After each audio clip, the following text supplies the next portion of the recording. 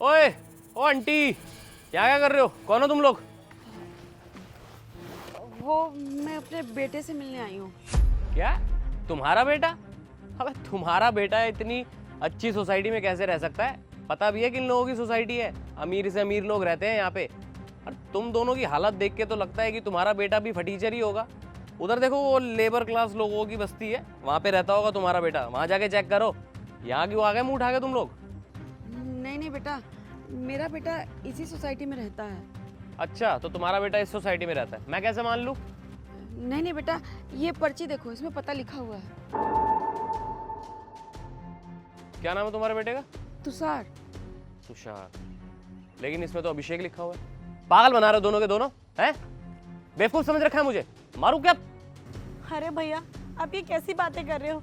मेरी माँ जब बोल रही है आपसे कि मेरे भाई का नाम तुषार है, तो तुषार ही नाम है ना। आप कोई और नाम क्यों दे रहे हो? और भैया, आपसे झूठ बोलकर हमें क्या मिलेगा?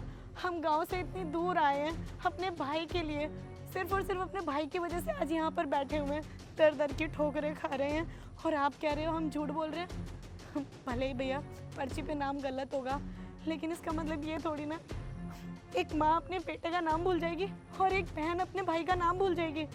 नहीं भैया, हम सच कह रहे हैं, हमने आपसे कोई झूठ नहीं बोला है। प्लीज़ भैया, मेरी माँ ने मेरे भाई का चेहरा तक नहीं देखा है 6 महीने से।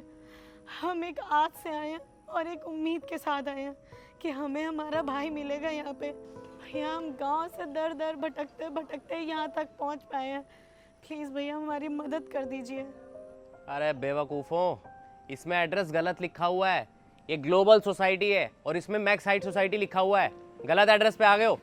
अब बेवकूफ़ समझ रखा है क्या मुझे? हैं? लगाओ क्या एक डंडा?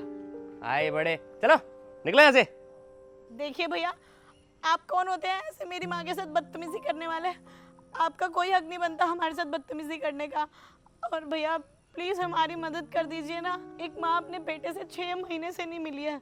हम मिलने की आस में आए हैं यहाँ पर। आप सिर्फ हमारी मदद कर दीजिए भैया, आपका बहुत बड़ा एहसान होगा। अच्छा, तो मतलब पूरी दुनिया में मैं ही तुम्हें पागल मिला हूँ, है ना? मुझे पागल समझ लिया तुम लोगों ने। अबे इतने अमीर लोग रहते हैं इस सोसाइटी में, और तुम जैसे फटीचरों की औलाद यहाँ रहेगी क्या? है? देखो, अगर मेरा दिमाग खराब हो गया ना, तो ये जो डंडा देख रही हो, लगेगा ना छप जाएगा शरीर में, समझी? निकलो ऐसे।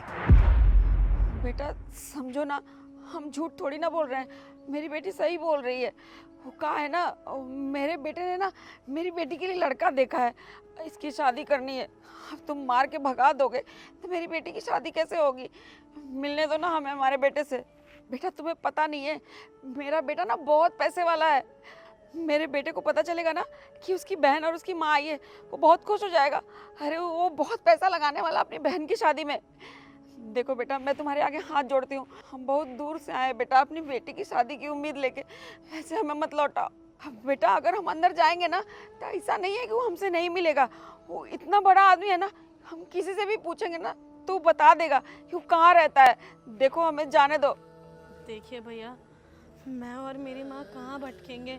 इतना बड़ा शहर है, लोगों की कितनी भीड़ है, हम यहाँ पर किसी को नहीं जानते हैं। और ना ही भैया हम इतने पढ़े लिखे हैं कि हम ये पता खुद से ढूंढ सके। वो तो बस ये है कि इसमें जो पता लिखा है हम इतना ही पूछ सकते हैं। इसलिए भैया प्लीज़ हमारी मदद कर दीजिए, मैं आपके सामने हाथ जोड़ती हूँ, हमें अंदर जाने दीजिए। और भैया मेरी माँ के पास तो इतने पैसे भी नहीं हैं, थोड़े बहुत जो पैसे थे वो शहर आने में लग गए। हम तो यहाँ भाई की उम्मीद से आए हैं, क्योंकि भाई ने मेरे लिए लड़का देख रखा है और उसने ही मुझसे कहा था कि वो मेरी शादी धूमधाम से करवाएगा, 1 रुपए की कमी नहीं होगी। पर हमारे पास तो पैसे भी नहीं है अभी, और हम गरीब हैं। एक बार अंदर जाने दीजिए प्लीज़, मैं आपसे गुजारिश करती हूँ। अच्छा, बिटिया का रिश्ता ढूंढ रही हो? अगर रिश्ता ढूंढ ही रही हो तो गरीब का रिश्ता गरीब से ही करवा दो ना। वैसे भी तुम्हारी बेटी है तो खूबसूरत, दहेज भी नहीं लूंगा मैं। वैसे काफी सुंदर है तुम्हारी बिटिया, अच्छी जोड़ी लगेगी हमारी। ओए, तेरी हिम्मत कैसे ये सब करने की? तू एक माँ के सामने उसकी बेटी को छेड़ रहा है, तू ऐसा कर भी कैसे सकता है? बोल, अब चुप क्यों खड़ा है? अरे नहीं मेम साहब, आप गलत समझ रही हैं। ये दोनों बेचारे तो ऐसे ही पूछ रहे थे मेरे से पता, मैं तो इनको बस पता बता रहा था, मदद कर रहा था इनकी। तुम दोनों चुप क्यों खड़े हो? बताओ ना मेम साहब को।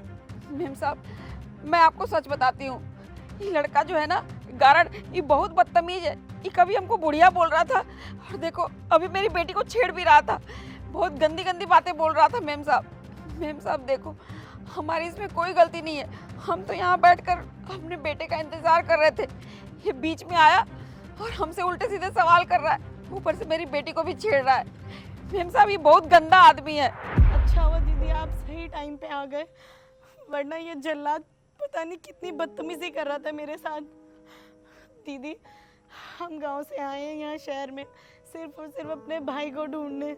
मैं और मेरी माँ दर दर की ठोकरें खा रहे हैं यहाँ पे, और हम कब से इस गेट के बाहर बैठ के वेट कर रहे हैं।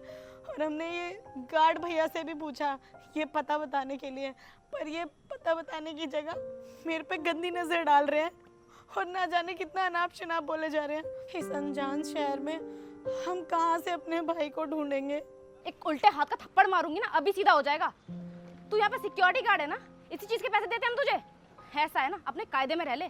तेरे घर में तेरी माँ बहन नहीं है क्या जो दूसरी लड़की को छेड़ रहा है तू? अगर दोबारा तूने ऐसी हरकत किसी के भी साथ की ना तो तेरी हड्डी पसली एक कर दूंगी मैं। अगर तू यहाँ का गार्ड नहीं होता ना तो नौकरी से तुझे निकलवाती, साथ में जेल भिजवा देती। अब आप मुझे बताइए क्या परेशानी है? मेम साहब, हम अपने बेटे का पता ना ये गार्ड को दिए हैं, ये कह रहा है कि यहाँ नहीं रहते हैं। मेम साहब, हम तो ज़्यादा पढ़े लिखे हैं नहीं, ज़्यादा का हम तो बिल्कुल ही पढ़े लिखे नहीं हैं। हमारी बेटी थोड़ा बहुत पढ़ना लिखना जानती है, वो कह रही है कि इसी में रहता है, पर ये गार्ड हमको जाने ही नहीं दे रहा अपने बेटे के पास। अच्छा, वो पर्चा दो इधर। अरे ये एड्रेस तो गलत है, ये मैक्स साइड सोसाइटी है और ये वाली तो ओ मैक्स है। आप गलत जगह आ गए हैं। पर आप लोग ना परेशान मत होइए, इसमें एड्रेस के साथ साथ ना आपके बेटे का नंबर भी लिखा हुआ है। मैं अभी उसके नंबर पर कॉल करके पूछ लेती हूँ कि एड्रेस क्या है।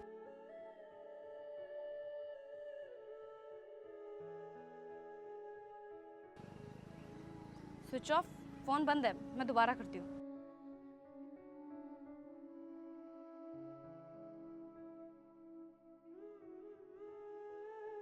आपके भाई का फोन तो बंद जा रहा है।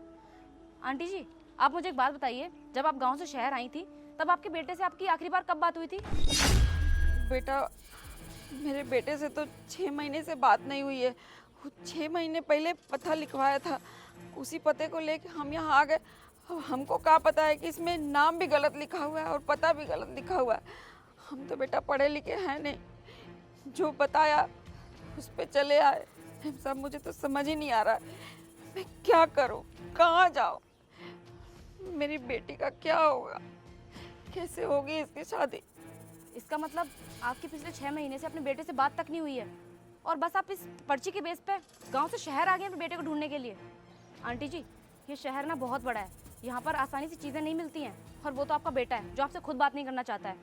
मुझे ऐसा लगता है कि आपके बेटे ने आपको जानबूझ के धोखा दिया है। मुझे तो ऐसा भी लगता है कि आपका बेटा आप लोगों से कोई ताल्लुक नहीं रखना चाहता, इसीलिए उसने एड्रेस भी गलत दिया है और नंबर भी।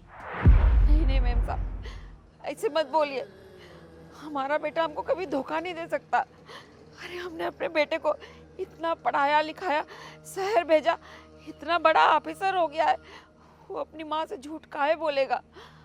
वो झूठ नहीं बोल सकता। देखिए आंटी जी, मैं एक सरकारी दफ्तर में काम करती हूँ और मेरे पास ऐसे बहुत सारे केसेस आते हैं जिसमें बच्चे अपने माँ बाप से परेशान होकर उन्हें छोड़ देते हैं और माँ बाप अपनी पेंशन बनवा लेते हैं, जिससे कि वो 2 वक्त की रोटी खा सकें और चैन की नींद ले सकें। मुझे तो ऐसा लगता है आंटी जी कि आपके बेटे को शहर की हवा लग चुकी है, वो आप लोगों से कोई ताल्लुक नहीं रखना चाहता अब। तो आप लोग भी अब झूठी उम्मीद में ना रहें और उसको अपने ख्याल से निकाल दें, क्योंकि ऐसे लोगों को मैं बहुत अच्छे से जानती हूँ, वो लोग अपनी ज़िंदगी में खुश हैं। तो प्लीज़ आप लोग परेशान मत होइए और अपने गाँव वापस चले जाइए। इसलिए आप दोनों की भलाई इसी में है कि आप अपने भाई का ख्याल और आप अपने बेटे का ख्याल अपने दिमाग से निकाल दीजिए। अच्छा मुझे एक बात बताइए कि आप लोगों का इस शहर में कोई सहारा है, मतलब कोई रिश्तेदार या जानने वाला जिसके साथ आप यहाँ रह सकें? कोई भी नहीं है, तो फिर आप लोग कहाँ रहोगे? इस शहर में ना बहुत से बुरे लोग हैं, इस सिक्योरिटी गार्ड जैसे ना हज़ारों लोग भरे पड़े हैं यहाँ पर। आप लोग यहाँ कैसे रहेंगे? देखिए मैं आप दोनों के लिए एक चीज़ कर सकती हूँ कि जब तक आपके बेटे का पता नहीं चलता और तुम्हारे भाई का, तब तक आप लोग मेरे घर में रह सकते हैं, क्योंकि मेरी माँ भी नहीं है और ना ही कोई बहन है। अगर आप लोग मेरे साथ मेरे घर में रहेंगे तो आप लोगों को सेफ फील होगा और मुझे भी अच्छा लगेगा। मुझे ऐसा लगेगा कि मैं अपने परिवार के साथ रह रही हूँ। और मुझे ऐसा लगता है कि कि आप अपनी इस बेटी की इतनी छोटी सी उम्र में शादी करा के इसके ऊपर अत्याचार कर रही हैं, इसका फ्यूचर ख़राब कर रही हैं।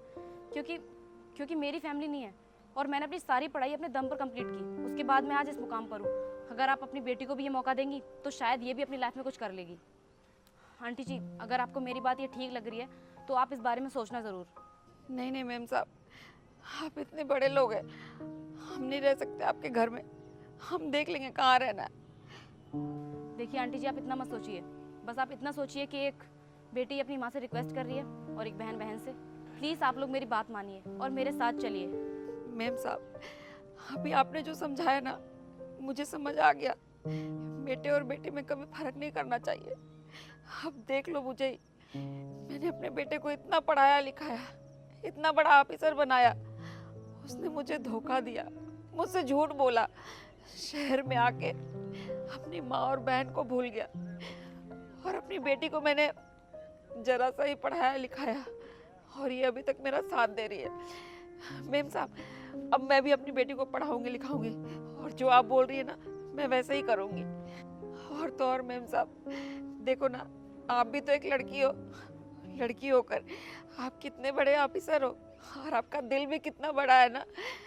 आप हमारे बारे में सोचते हो जबकि हमारा आपसे कोई रिश्ता नहीं है, फिर भी लड़कियों का दिल कितना बड़ा होता है। आपने हम दोनों को अपने घर में रखने की बात की। आप बहुत अच्छी हो मैम साहब। बेटा, मैं आपका यह एहसान कभी किसी जन्म में नहीं चुका पाऊंगी। भगवान करे हर घर में आप जैसी बेटी हो और देश में आपके जैसी काबिल बेटियां हो जो अपने माँ बाप का नाम रोशन करे। मैम साहब, मैं सच कहूँ, औलाद वही अच्छी होती है जो माँ बाप को समझे, उनकी सेवा करे, चाहे वो बेटा हो या बेटी। आप लोग काम करिए, अब चलिए मेरे साथ। और तू अगर दोबारा ऐसी हरकत करते हुए मुझे दिख गया ना तो तेरे साथ बहुत बुरा होगा, समझा तू? अपने देश की माँ और बेटियों की ना इज्जत करना सीख। चलिए।